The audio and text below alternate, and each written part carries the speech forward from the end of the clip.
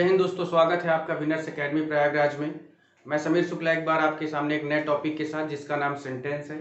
Sentence क्या है, कितने पार्ट्स होते हैं, इनका यूज़ कैसे होता है, और इस क्लास को पूरा देखिए जिससे आपको पूरी तरह से समझ में आ जाए कि हाउ टू यूज़, यानी किन सेंटेंसेस का हम कहाँ यूज़ करते हैं, या सेंटेंस को फाइंड आउट करने में आपको प्रॉब्लम ना हो।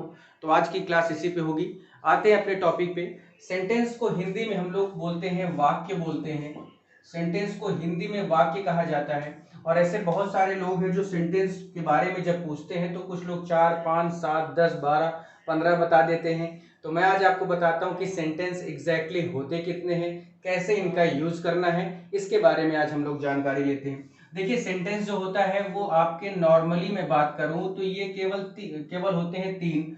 पहला कौन सा है मैं आपको बता देता हूं। तो पहला है सिंपल सेंटेंस, ठीक है। जो दूसरा सेंटेंस होता है उसे हम कॉम्प्लेक्स कहते हैं, और जो तीसरा सेंटेंस होता है उसे हम कंपाउंड सेंटेंस कहते हैं। लेकिन लोग पहले यही बोल देते हैं कि sir affirmative, negative, interrogative, WH interrogative 4 हो गए, फिर इंपेरेटिव 5, फिर उसके बाद ऑप्टेटिव 6, 7, 8, पता नहीं जो जो।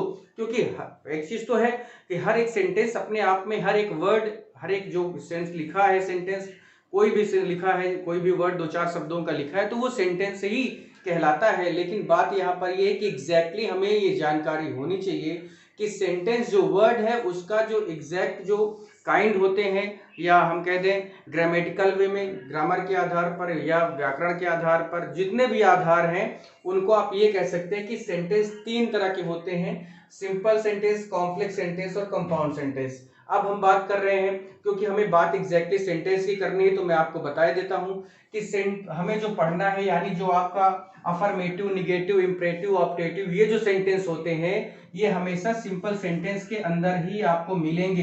तो जैसे सबसे पहला आपका सेंटेंस जो होता है वो होता है असर्टिव सेंटेंस। सबसे पहला सेंटेंस जिसको हम क्या बोलते हैं, असर्टिव सेंटेंस। दूसरा सेंटेंस होता है इंट्रोगेटिव सेंटेंस, है ना। दूसरा सेंटेंस होता है इंट्रोगेटिव सेंटेंस। तीसरा होता है इंपरेटिव सेंटेंस, ठीक है, तीसरा होता है इंपरेटिव सेंटेंस। चौथा होता है ऑप्टेटिव सेंटेंस, चौथा ऑप्टेटिव। और लास्ट में आता है एक नाम जिसका नाम है एक्सक्लेमेटरी सेंटेंस, ठीक है। ये आपके सेंटेंस होते हैं, 5 होते हैं। लेकिन अगर कोई पूछता है कि देखिए टाइप्स ऑफ और काइंड्स ऑफ में बहुत अंतर होता है, यानी भाग और प्रकार और भेद, ये सारे वर्ड बहुत अंडरस्टैंडिंग वाले शब्द हैं। यानी अगर आप इनको नहीं समझते हैं तो बहुत प्रॉब्लम होने वाली है। फिर भी मैं आपको बता देता हूं कि सेंटेंस के जो टाइप्स होते हैं वो 3 होते हैं: सिंपल, कॉम्प्लेक्स और कंपाउंड। सेंटेंस के जो टाइप है वो पहला है सिंपल, दूसरा है कॉम्प्लेक्स, तीसरा है कंपाउंड। लेकिन इस सिंपल सेंटेंस के कितने काइंड्स होते हैं? तो सबसे पहला है जिसका नाम असर्टिव है, दूसरा है इंट्रोगेटिव, तीसरा है इंपरेटिव, चौथा है ऑप्टेटिव और लास्ट में आता है एक्सक्लेमेटरी सेंटेंस। क्लियर है? आज मैं इसी को पहचानना बताऊंगा कि how can we identify in a sentence that, कि किस एक सेंटेंस अगर एक लिखा हुआ है किसी भी जगह पर तो उसको कैसे पहचानना है, क्या एग्जैक्टली उसमें ऐसी चीज आपके सामने आ जाए आप पकड़ लें, या कोई ऐसी ट्रिक या कोई भी ऐसी चीज आ जाए जो आप इसको बता सकते हैं कि हाँ ये सेंटेंस अगर लिखा है तो ये असर्टिव है या इंपरेटिव है या ऑप्टेटिव है या एक्सक्लेमेटरी है। तो आज इसके बारे में हम लोग पूरी तरह से बात करने जा रहे हैं। वीडियो को लास्ट तक देखना, तभी समझ में आएगा, ठीक है। और पूरा पूरा का पूरा देखना है। और आज की डेट से मेरा आपसे वादा है कि आपको सेंटेंस पहचानने में 1% प्रॉब्लम नहीं होगी अगर आप पहले पूरा ये वीडियो आप जरूर देखिए। उसके बाद ठीक है, खुद ही आप जस्टिफाई करेंगे, खुद ही आपको समझ में आ जाएगा कि हाँ ये क्या होता है। तो सिंपल हो गया, कॉम्प्लेक्स हो गया, कंपाउंड हो गया। सबसे पहला सेंटेंस हमारा असर्टिव सेंटेंस है, इंट्रोगेटिव है, इंपरेटिव है, ऑप्टेटिव, एक्सक्लेमेटरी। आज मैं सिर्फ इतना मेरा टारगेट है कि आज मैं इन पांचों को पहचानना बताऊंगा, यानी इनको कैसे पहचाना जाए।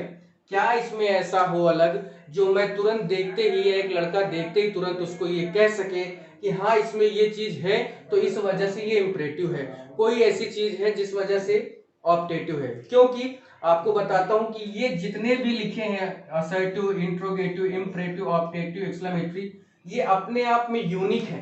ये अपने आप में यूनिक है, इनकी खुद की एक पहचान है, ये कंफर्म है कि इनकी खुद की एक पहचान है और उसी पहचान की वजह से ये अपने आप में अलग रूप में माने जाते हैं। जैसे मैं हूं, मेरे साथ का कोई आदमी है, बहुत सारे 2 4 10 लोग 100 लोग होते हैं, लेकिन उनकी अपनी एक पहचान होती है, चाहे वो रूप से हो, चाहे वो स्टाइल से हो, चाहे वो हेयर स्टाइल से हो, चाहे कपड़े से हो, यानी हर एक इंसान की अपनी एक अलग यूनिक क्वालिटी होती है। उसी तरह से हर सेंटेंस की भी अपनी एक अलग यूनिक क्वालिटी होती है। आज हम उसी के बारे में देखेंगे। बाकी कॉम्प्लेक्स आप ऑलरेडी आप जानते होंगे, इसमें हम लोग क्लॉज की बात करते हैं, कंपाउंड में हम लोग कंजंक्शंस की बात करते हैं, लेकिन सिंपल सेंटेंस में हम लोग ये बातें किया करते हैं। इसी पे आपको ध्यान देना है, पहचानना है तो पूरा लास्ट तक दे देना और उसके बाद खुद मुझे कमेंट करके आप बताओगे कि हाँ सर मुझे समझ में आ गया है, और अगर नहीं आया है तो भी आप बताइएगा कि सर मुझे समझ में नहीं आया या यहाँ पर प्रॉब्लम है, जिससे मैं आपकी प्रॉब्लम को पूरी तरह से सॉल्व कर सकूं। देखिए पहला सेंटेंस जो है मैं आपके सामने लिख रहा हूं, एक ईच एंड एवरी सेंटेंस मैं लिखूंगा और आपको बताऊंगा कैसे क्या करना है। देखिएगा जैसे सेंटेंस आता है कि ही लाइक्स मी, एक सेंटेंस मैंने ये लिखा, ठीक है। दूसरा सेंटेंस मैं लिख देता हूं I do not like you, ठीक है। तीसरा सेंटेंस में लिख देता हूं do you like me, question mark. चौथा भी लिख देता हूं कि why do you hate me, ये मैंने एक सेंटेंस और लिखा। उसके बाद एक सेंटेंस और लिख देता हूं, ठीक है। मैं इसको अलग अलग पूरी तरह से बता रहा हूं, आपको देखना है बस क्या करना है। जैसे एक सेंटेंस और लिखता हूं कि डू इट, या मैं लिख देता हूं कॉल हर, ठीक। एक सेंटेंस और लिखता हूं जिसमें आपको क्या करना है, इसको कैसे समझना है, कैसे क्या पहचानना है, वो आपको सारी चीजें क्लियर हो जाएंगी, ठीक है। नेक्स्ट सेंटेंस हमारा है कि may you live long, last में यहां पर मैंने एक्सक्लेमेशन मार्क लगाया। और एक सेंटेंस और लिखता हूं जैसे एलॉस आई एम रूइंड, ठीक है, एलॉस आई एम रूइंड। यहां पर ये आपके सामने 6 या 7 सेंटेंस मैंने लिख दिए। जो 6-7 सेंटेंस ये आपके सामने हैं, इनको आपको देखना है, समझना है, और आप खुद आज की डेट से आप खुद ही अब देखेंगे कि आप इसको पहचान लेंगे। ये मेरा आपसे वादा है, बिल्कुल श्योर है कि आप इसको पहचान लेंगे। कैसे पहचानना है, किस तरह से पहचानना है, ये आपको देखना है, समझना है, ठीक है। अब देखिए मैं आपको बताता हूं कि असर्टिव सेंटेंस, देखिए मैंने आपसे कहा ना कि हर सेंटेंस की अलग क्वालिटी है, हर सेंटेंस अलग क्वालिटी के नाम से जाने जाते हैं। अब देखिए मैं आपको बताता हूं असर्टिव सेंटेंस यानी ये दो, इनको क्या बोला जाता है, असर्टिव किन चीजों से मिलकर बना है, तो असर्टिव जान लीजिए कि असर्टिव एक अफर्मेटिव, ठीक है, और इसका निगेटिव, यानी असर्टिव दो सेंटेंस से मिलकर बना है जिसका नाम है अफर्मेटिव और दूसरा है निगेटिव। अब एक क्या समझते हैं कि असर्टिव तो चलिए आपका ये एक सेंटेंस था जिसके 2 पार्ट थे, असर्टिव एक सेंटेंस था जिसके 2 पार्ट थे, पहला है अफर्मेटिव, दूसरा है निगेटिव। लेकिन अब यहाँ पर देखना ये है कि अफर्मेटिव ऐसा क्या है अफर्मेटिव में कि निगेटिव में नहीं है, ऐसा क्या है निगेटिव में कि अफर्मेटिव में नहीं है। तो सीधा सा सवाल, सीधा सा शब्द, सीधा सा आंसर ये है कि जितने भी ऐसे सेंटेंस जो ना तो निगेटिव यानी जिनमें ना तो नॉट लगा हो, ना तो क्वेश्चन मार्क लगा हो, ना तो अपॉस्ट्रोफी सिंबल का यूज किया गया है, यानी जो सीधा सिंपल सा एक सीधा सा सेंटेंस है ना, बिल्कुल सीधा, जिसमें सब्जेक्ट है, वर्ब है और ऑब्जेक्ट है, सब्जेक्ट है, वर्ब है और ऑब्जेक्ट है, वो सेंटेंस हमेशा अफर्मेटिव सेंटेंस कहलाते हैं, वो सेंटेंस हमेशा अफर्मेटिव सेंटेंस कहलाते हैं। और आप देख लीजिए ना तो इसमें हमने नॉट का प्रयोग किया है, ना तो इस सेंटेंस में हमने क्वेश्चन मार्क का प्रयोग किया है, ना तो इस सेंटेंस की शुरुआत हेल्पिंग वर्ब से हुई है, ना तो इस सेंटेंस में हमने डब्ल्यूएच इंट्रोगेटिव वर्ड का यूज किया है, ठीक है। तो इसी वजह से ये इनका इस तरह से अलग होना ही अफर्मेटिव सेंटेंस कहलाता है, इनका अलग होना ही अफर्मेटिव सेंटेंस कहलाता है। नेक्स्ट आते हैं निगेटिव में। निगेटिव का मतलब ही है नकारात्मक यानी नॉट का यूज करना। तो एक बात याद रखना, सीधी सी बात है, 100% की बात है।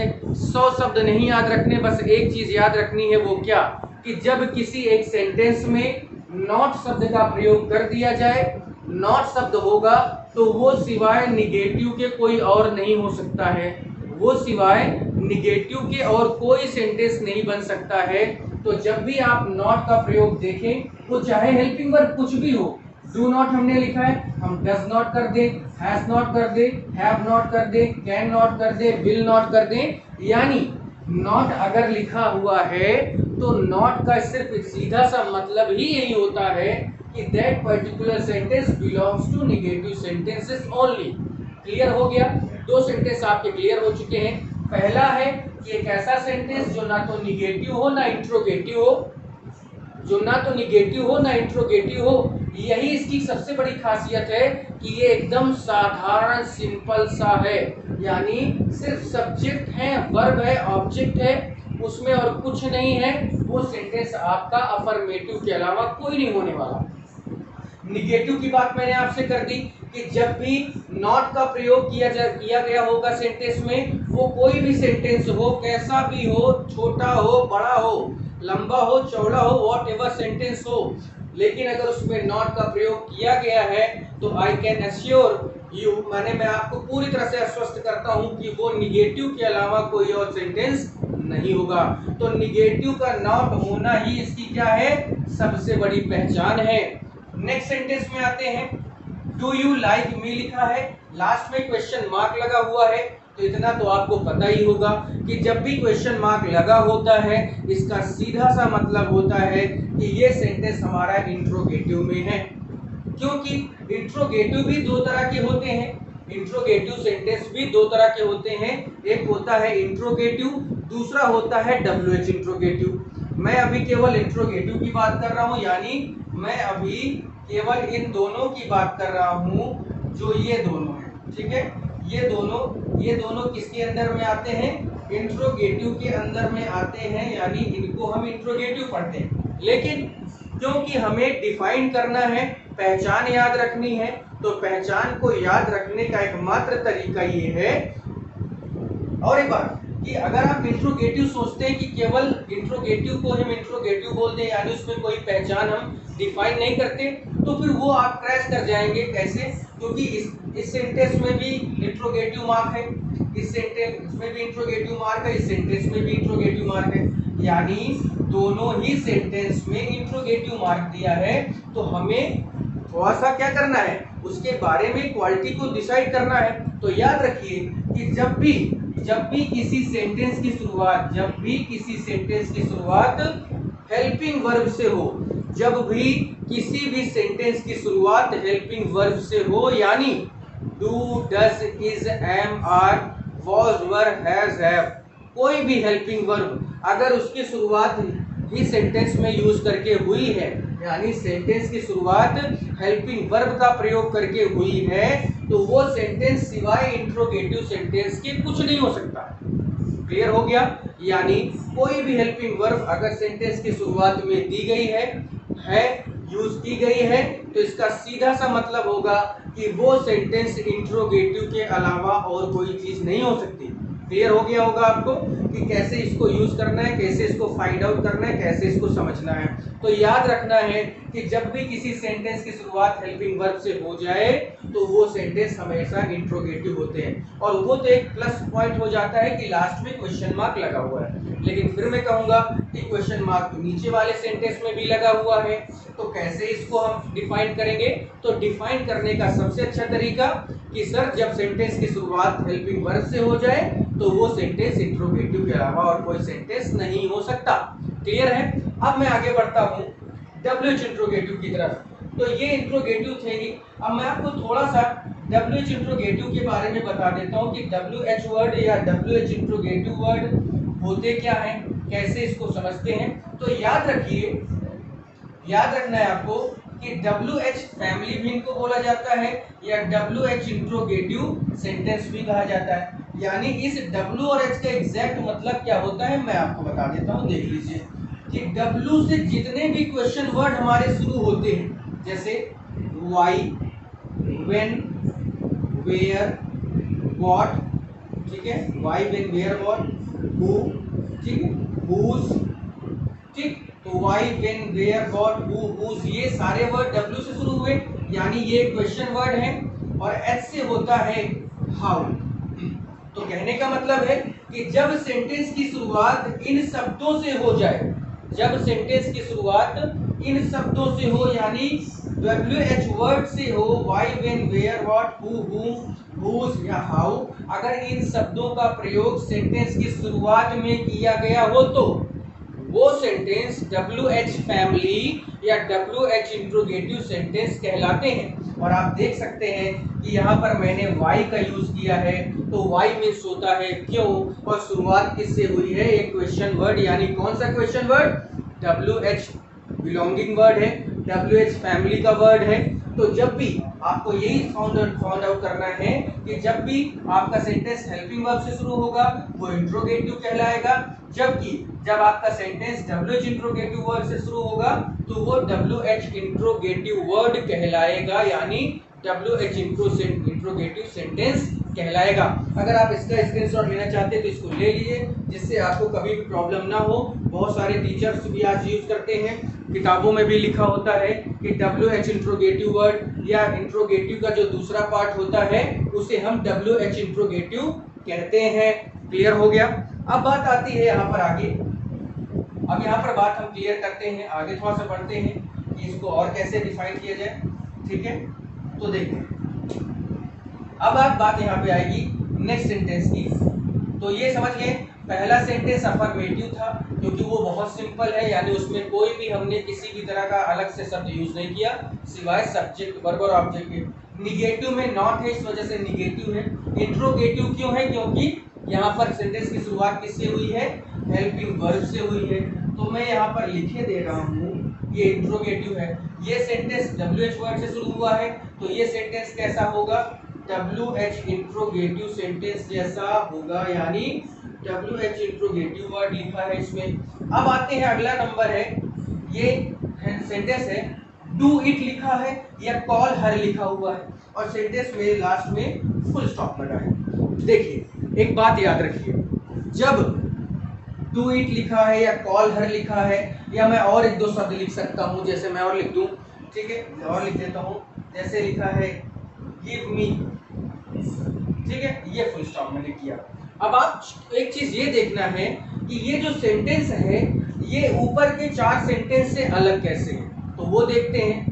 पहले ये देखा जाए, इससे कंपैरिजन करते हैं कि क्या डू इट से पहले या कॉल हर से पहले या गिव मी से पहले ही his him sorry he see it name या दे या किसी पर्सन का प्रयोग किया गया है क्या, किसी नाउन का प्रयोग किया गया है क्या, किसी प्रोनाउन का प्रयोग किया गया है क्या, या किसी सब्जेक्ट का प्रयोग किया गया है क्या। तो जब सब्जेक्ट का प्रयोग नहीं होगा, और देख लीजिए यहाँ पर सब्जेक्ट किया है, अगर मैं ही हटा दूं तो लाइक्स मी हो जाएगा, ये सेंटेंस भी कैसा बन जाएगा, इसी तरह बन जाएगा। तो आपको ध्यान ये देना है कि जब भी आपका सेंटेंस जब आपका सेंटेंस किससे शुरू हो जाए, किसी वर्ब से शुरू हो, कॉल, गिव, डू, ये सब वर्ब, क्या ये सब वर्ड कैसे हैं, वर्ब हैं। तो जब किसी वाक्य की शुरुआत वर्ब से हो जाए, जब किसी वाक्य की शुरुआत वर्ब से हो जाए, तो वो सेंटेंस हमेशा, जान लीजिए, वो सेंटेंस हमेशा इंपरेटिव सेंटेंस कहलाते हैं। वो सेंटेंस हमेशा इंपरेटिव सेंटेंस कहलाते हैं, यानी the sentence which is start with the first form of the verb, यानी जब सेंटेंस की शुरुआत किससे हो जाए, वर्ब से हो। डू एक वर्ब है, कॉल एक वर्ब है, गिव एक वर्ब है, तो तीनों ही वर्ब है।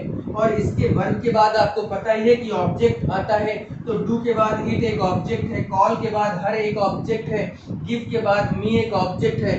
तो बहुत सीधे से शब्दों में समझना है कि जब सेंटेंस की शुरुआत वर्ब से हो, जब सेंटेंस की शुरुआत किससे हो जाए, वर्ब से हो जाए, तो वो सेंटेंस कौन से सेंटेंस कहलाते हैं, इंपरेटिव सेंटेंस कहलाते हैं।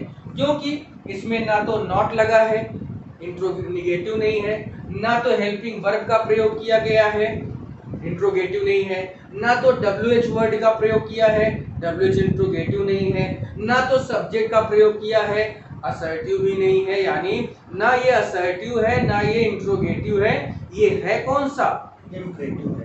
क्यों है, क्योंकि ऐसे सेंटेंस, इंपरेटिव सेंटेंस एक ऐसा सेंटेंस है जिसकी शुरुआत हमेशा वर्ब से होती है।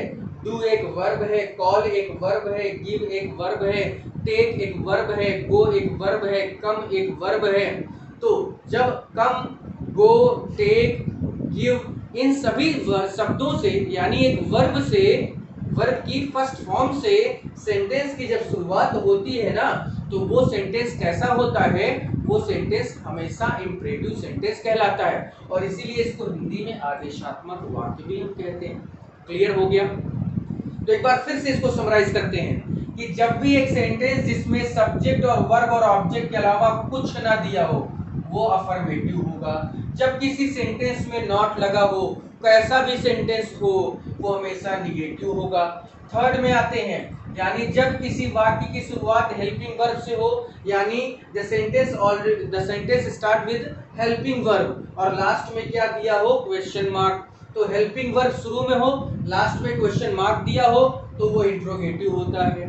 डब्ल्यूएच इंट्रोगेटिव कैसे पहचानेंगे, व्हाई, व्हेन, वेयर, व्हाट, अगर इनसे सेंटेंस की शुरुआत हुई है और लास्ट में क्वेश्चन मार्क दिया है, तो वो सेंटेंस डब्ल्यूएच इंट्रोगेटिव होगा। और डब्ल्यूएच इंट्रोगेटिव के बारे में मैंने आपको फुली डिटेल में बता दिया है। नेक्स्ट है हमारा कि इंपरेटिव सेंटेंस को कैसे पहचानते हैं। तो imperative sentence is that type of sentences which is always start with the first form of the verb, यानी इंपरेटिव सेंटेंस ऐसे वाक्य होते हैं, ऐसे सेंटेंस होते हैं जिनकी शुरुआत हमेशा वर्ब की फर्स्ट फॉर्म से होती है। जैसे गेट आउट, सिट डाउन। तो गेट आउट क्या है, वर्ब की फर्स्ट फॉर्म है। सिट क्या है, वर्ब की फर्स्ट फॉर्म है। कॉल मी फर्स्ट फॉर्म है। Call the doctor first form है। ठीक है। लीव मी, लीव एक वर्ब है। कोई भी सेंटेंस जो छोटा सा दिखने में हो और शुरुआत कैसी हो, हेल्पिंग वर्ब से हो, तो अब मुझे नहीं लगता कि आपको पहचानने में दिक्कत होगी कि हम सेंटेंस को पहचाने कैसे, कि कौन सा सेंटेंस कैसे बनाया गया, या किस सेंटेंस की क्या खासियत है, क्या उसमें अलग है जो ये अलग अलग रूप में यूज होते हैं, अलग अलग सेंटेंस इनका नाम दिया गया। तो अब आप समझ गए क्यों हम इनको अलग अलग नाम देते हैं, क्यों ये एक दूसरे से नहीं मिल सकते, क्योंकि हर एक सेंटेंस की अपनी एक क्वालिटी है। हर एक सेंटेंस की अपनी एक क्वालिटी है और उसी क्वालिटी के कारण वो अलग जाने जाते हैं। क्योंकि अगर ये 4-5 सेंटेंस एक ही तरह से लिख दिया जाए, then we are not able to find out, हम इसको पहचानने में, आइडेंटिफाई करने में, फाइंड आउट करने में अनेबल हो जाएंगे, यानी नहीं पहचान पाएंगे। नेक्स्ट सेंटेंस में आते हैं। नेक्स्ट सेंटेंस हमारा है मे यू लिव लॉन्ग और लास्ट में है exclamation mark. May you live long और लास्ट में क्या है, एक्सक्लेमेशन मार्क। तो पहले मैं आपको बता देता हूं कि सबसे पहली बात ये जानिए कि ये जो मे शब्द लिखा है ना, इसकी कहानी थोड़ा सा अलग है। मे शब्द क्या करता है, मे शब्द एक सेंटेंस में एक हेल्पिंग वर्ब का भी काम करता है। मे जिसका मतलब सकता होता है, जैसे आप यूज करते आए हैं कि मे आई कम इन, मे आई गो टू ड्रिंक वाटर, ये शब्द यूज किया आपने, वो वहां पर आप परमिशन लेते हैं, यानी आप पूछते हैं। तो वहां पर मैं आपकी हेल्पिंग वर्ब का काम कर सकती थी, वहां पर मैं हेल्पिंग वर्ब का काम कर सकती थी, क्योंकि वहां पर आप पूछते हैं, अनुमति मांगते हैं। और लास्ट में उस तरह के सेंटेंस के लास्ट में हमेशा क्वेश्चन मार्क होता था। अभी भी अगर मैं यहाँ क्वेश्चन मार्क लगा दूं, तब भी ये सेंटेंस क्या बन जाएगा, इंट्रोगेटिव बन जाएगा। लेकिन हमें इस सेंटेंस को इंट्रोगेटिव बनाना ही नहीं है, हमें बनाना क्या है, हमें इसको क्या बनाना है, तो हमें इसको ऑप्टेटिव सेंटेंस की तरह दिखाना है। तो ऑप्टेटिव सेंटेंस की खासियत सबसे बड़ी जान लीजिए कि कोई भी सेंटेंस लिखा हो, कैसा भी सेंटेंस लिखा हो, चाहे वो मे के साथ लिखा हो, चाहे बिना मे के साथ लिखा हो, या तो मे यूज हो तब भी वही, नहीं होगा तब भी, सिर्फ एक चीज का आपको ध्यान देना है, मात्र एक चीज, एकमात्र चीज, वो क्या है, लास्ट में एक्सक्लेमेशन मार्क। लास्ट में एक्सक्लेमेशन मार्क का होना ही, अपॉस्ट्रोफी मार्क का होना ही ऑप्टेटिव सेंटेंस कहलाता है। ठीक है, यानी अगर मैं इसका नाम लिखना चाहूं तो मैं यहाँ पर लिख सकता हूं कि ये आपका एक ऑप्टेटिव सेंटेंस है। कैसे है, क्योंकि लास्ट में एक्सक्लेमेशन मार्क लगो, लास्ट में क्या है, एक्सक्लेमेशन मार्क लगा हुआ है ना। और इसकी एक पहचान तो ये है ही, दूसरी पहचान भी है कि ऐसे सेंटेंस की शुरुआत हमेशा में से होती है। लेकिन कभी कभी हम कंफ्यूज हो जाते हैं, क्यों? क्योंकि में एक हेल्पिंग वर्ब का भी काम करती है और में इच्छा का भाव प्रकट करने का भी काम करती है। अब जब में हेल्पिंग वर्ब का काम करेगी तो लास्ट में क्वेश्चन मार्क होगा, लेकिन जब में इच्छा यानी विशेष शो करने की बात करेंगे या प्रकट करने, इच्छा प्रकट करने का जब भाव होगा तब भी में यूज होगा। हाँ, फर्क क्या है कि इंट्रोगेटिव में जब में का प्रयोग करते हैं तो वो लास्ट में सकता है का भाव प्रकट करेगा, लेकिन जब में का प्रयोग हम ऑप्टेटिव सेंटेंस में करते हैं तो ये सकता है का भाव नहीं देता। ये केवल और केवल इसलिए यूज होता है कि यहाँ पर हमें इच्छा वाला भाव प्रकट करना है। इच्छा जैसे मे यू लिव लॉन्ग, तुम खूब जियो, ठीक है। May you go to hell, तुम भाड़ में जाओ। मे यू ऑलवेज हैप्पी, हाँ, तुम हमेशा खुश रहो। अब यहाँ पर मैंने सकता शब्द नहीं यूज किया ना कि तुम भाड़ में जा सकते हो, है ना, या तुम हमेशा खुश रह सकते हो, ठीक है। ये सारे वर्ड यूज नहीं किए ना मैंने। जब भी सकते हो यानी सकता शब्द यूज होगा तो इसका सीधा मतलब है कि लास्ट में क्वेश्चन मार्क होगा और में से सेंटेंस की शुरुआत होगी। तो थोड़ा सा क्या यहाँ पर कंट्रास्ट हो जा रहा है, यानी सामने सामने आपको थोड़ा सा देखने को मिल रहा है। लेकिन फाइंड आउट कैसे करना है, पहचानना कैसे है, तो सिर्फ एक मात्र तरीका कि अगर में से सेंटेंस की शुरुआत हुई है और लास्ट में क्या दिया है, एक्सक्लेमेशन मार्क दिया है, लास्ट में एक्सक्लेमेशन मार्क दिया है, तो ये पूरी तरह से आपको समझना है कि सेंटेंस ऑप्टेटिव सेंटेंस ही है, भले ही वो में से क्यों ना शुरू हुआ हो।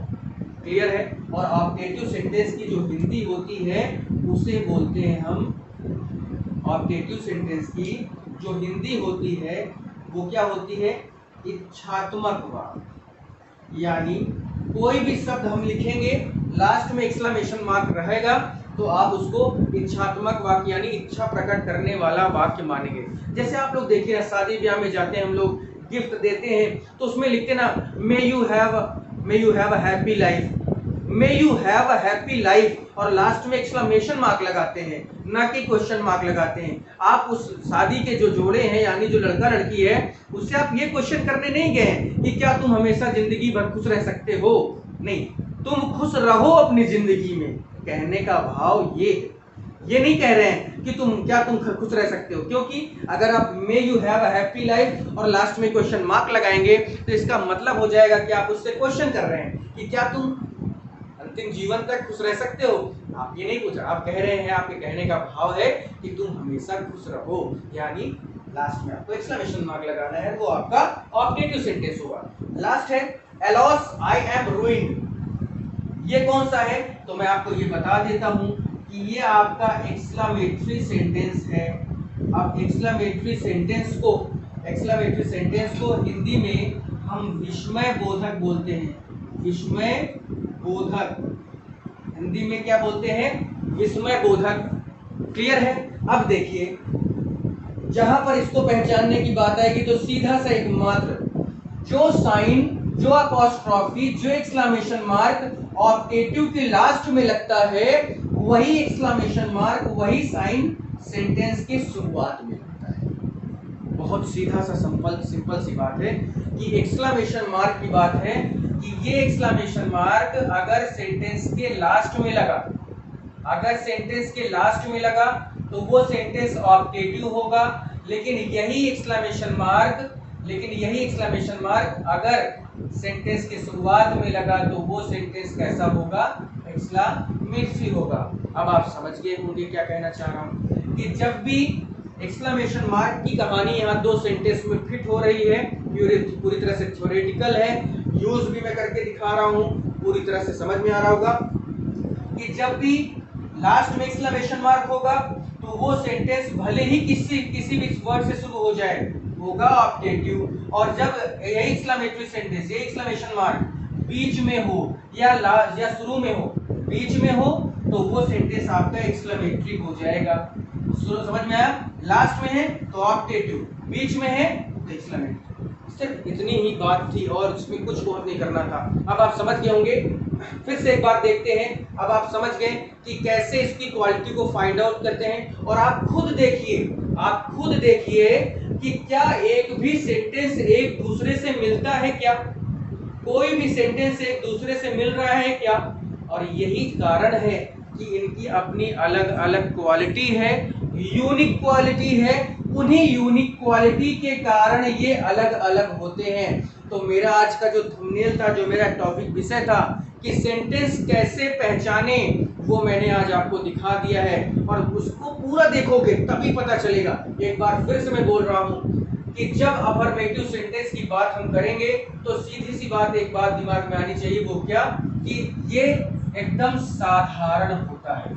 यानी अगर 10 लोग हैं, 9 बहुत खतरनाक हैं, बहुत क्रिमिनल हैं, बहुत ज्यादा मतलब हैवी पर्सनैलिटी है, एकदम पूरी तरह से अलग है, और एक 10वां नंबर है वो पूरी तरह से एकदम बेकार है, कोई गौरी का बैठा है एक कोने, तो वो उसकी पहचान अलग है। यानी 9 एक हैवी पर्सनैलिटी की है और एक पतला दुबला है, तो वो क्या है? तो वही बात आपको समझनी है कि इनकी खुद की एक पहचान थी, लेकिन इसकी कोई पहचान न होना इसकी पहचान है। यानी सबकी पहचान होना उनकी पहचान है, लेकिन किसी किसी ऐसी चीजें होती हैं जिनकी पहचान नहीं होती, और उनकी पहचान करना होना ही पहचान होती है। क्लियर हो गया? तो he likes me affirmative. Negative की बात करेंगे तो नॉट आएगा। हेल्पिंग वर्ब से शुरू हुआ सेंटेंस तो इंट्रोगेटिव होगा। डब्ल्यूएच इंट्रोगेटिव से सेंटेंस शुरू हुआ तो डब्ल्यूएच इंट्रोगेटिव होगा, भले ही दोनों में एक्सक्लेमेशन, भले दोनों में इंट्रोगेटिव मार्क क्यों न लगा हो, क्वेश्चन मार्क क्यों न लगा हो। नेक्स्ट आते हैं डू इट या कॉल मी या गिव। देखिए आप कि सेंटेंस की शुरुआत वर्ब से हुई, तो जब सेंटेंस की शुरुआत वर्ब से होगी वो सेंटेंस हमेशा इंपरेटिव सेंटेंस कहलाएगा, चाहे जैसा सेंटेंस हो। सिर्फ शुरुआत किससे होनी चाहिए? वर्ब से होनी चाहिए। अगला है ऑप्टेटिव। कुछ नहीं है, आपको ध्यान दें, बस एक चीज ध्यान देना है कि जब लास्ट में एक्सक्लेमेशन मार्क हो जाए, सेंटेंस किसी भी तरह से शुरू हो, सेंटेंस किसी भी शब्द से शुरू हो, लास्ट में एक्सक्लेमेशन मार्क आ जाए, तो याद रखना कि वो ऑप्टेटिव के अलावा कोई दूसरा सेंटेंस नहीं हो सकता। और यही एक्सक्लेमेटरी मार्क अगर बीच में आ जाए या शुरू में आ जाए तो सिवाय एक्सक्लेमेटरी के वो और कोई सेंटेंस नहीं हो सकता। क्लियर हो गया? आपको समझ में आ गया होगा। समझ में आया भैया तो इसको पूरा देखिएगा, पूरा ध्यान से देखिए, और इस वीडियो को फैला दो, शेयर कर दो मेरे, क्योंकि बहुत से ऐसे भाई हैं, बहुत से ऐसी बहनें हैं जिनको ये चीज़ तक नहीं पता होती है कि एक सेंटेंस को हम कैसे पहचाने। तो प्लीज़ उनकी हेल्प करें। ये एक परोपकार होगा आपका उनके ऊपर कि वो इस चीज़ तक आपको पहुंचा रहे हैं। ठीक है, तो प्लीज़ आप देखते रहिए, और इस पूरे वीडियो को देखने के बाद आपको अच्छा लगेगा तो प्लीज़ कमेंट सेक्शन में कमेंट करके जरूर बताना कि हाँ सर बहुत समझ में आया, नहीं समझ में आया तब भी बताना। ठीक है, और अगर आप चाहते हैं कि ऐसे ही वीडियो आपको टाइम टू टाइम मिलते रहे, डेली मिले, तो आप इस चैनल को सब्सक्राइब करें, बगल में बेल आइकन है उसको भी प्रेस करें, जिससे सबसे पहले वीडियो आपको मिले। ठीक है, चलता हूँ। जय हिंद, जय भारत।